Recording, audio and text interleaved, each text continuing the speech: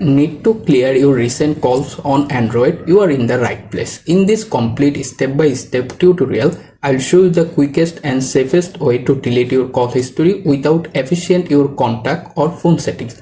Let's get started and clean things up. First, open the App Store. After that, use the search bar and find Phone app.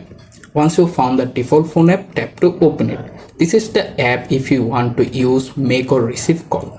After that app is open, go to the recent tab at the bottom. Here you can see all of call history listed there. If you decide to delete a single call history, you can just long press any history. After that, tap on the delete icon at the bottom and hit delete again to confirm and automatically remove the call history. However, if you decide to save your time to delete all call history at one time, don't panic. This is very simple. To do it, simply long press any single call history. After that, you can find the all button at the menu bar. Tap to select all of them call history.